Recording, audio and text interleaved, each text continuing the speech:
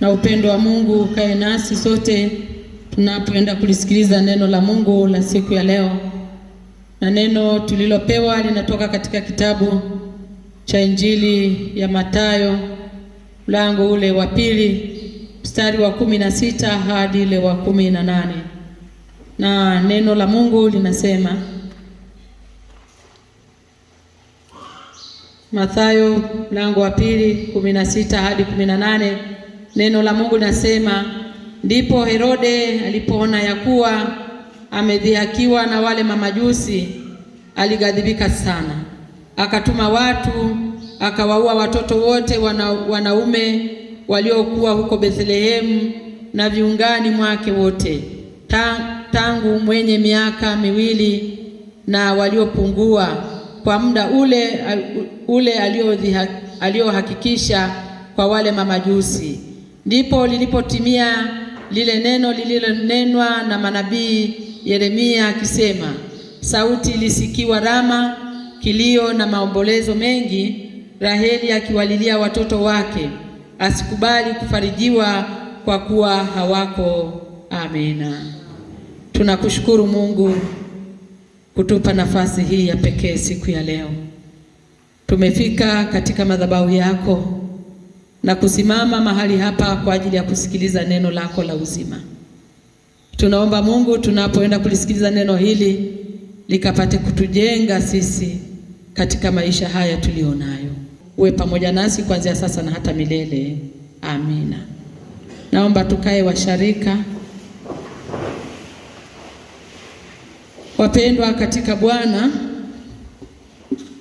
kama tulivyosikia somo letu tulilopewa, wazo la wiki nzima ambalo tutatembea nalo linasema ukatili upo, tuupinge. Nafikiri kila mmoja akisikia neno ukatili anaanza kuhisi neno hili linatumika vibaya. Ni kweli, kwa sababu neno hili ukatili ni tabia ya kufanya madhara makubwa kwa wengine bila huruma.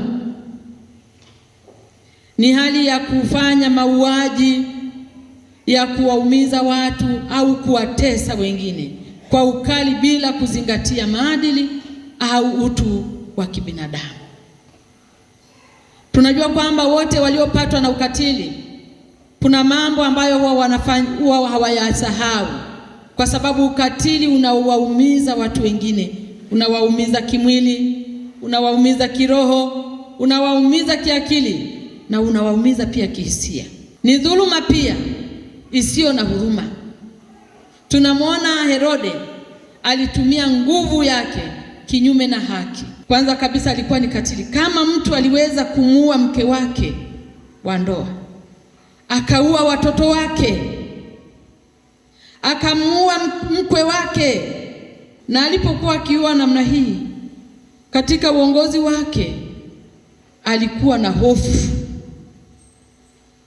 Alikuwa na hofu ya kimadaraka, hofu ya kiutawala, kuwa yeye ndiye aliyekuwa mtawala wakati ule na hakutaka mtu mwingine aje atawale. Hata ukatili wake ulipitiliza zaidi. Unaambiwa ulipitiliza zaidi, ukisoma vizuri ukapitiliza zaidi.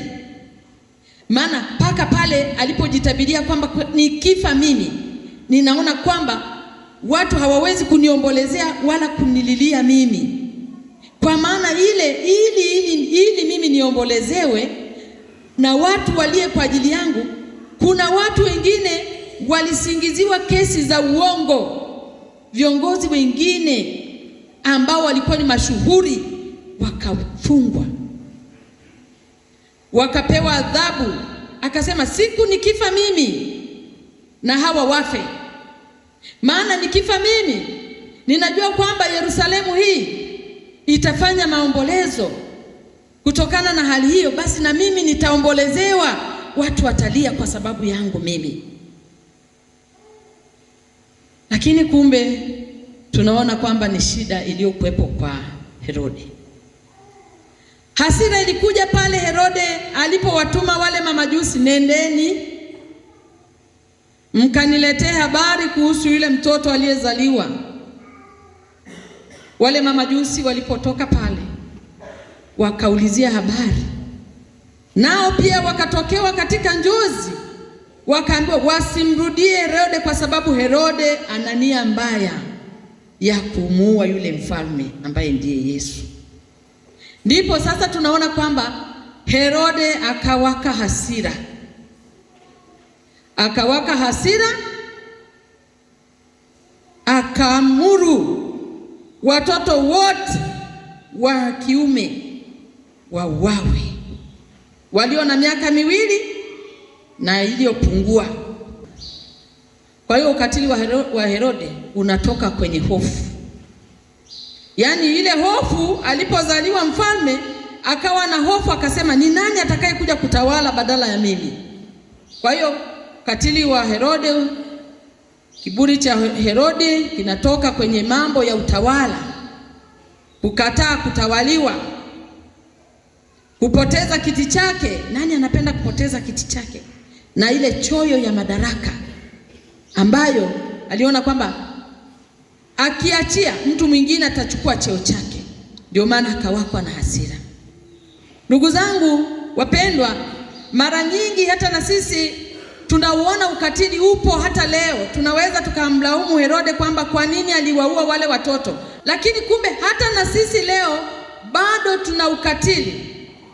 Kuna watu wengine wana hofu ya kupoteza heshima kwenye viti vyao walivyokalia, wana hofu ya kupoteza heshima, lakini pia kuna hofu ya kupoteza mali, kwamba mimi nimemiliki vitu vingi sana. Lakini je, ni nani atakaye kuja kuwa pamoja na mimi hapa, kwamba nije nimwachie kiti changu ili aweze kutawala na mali zangu nilizo nazo?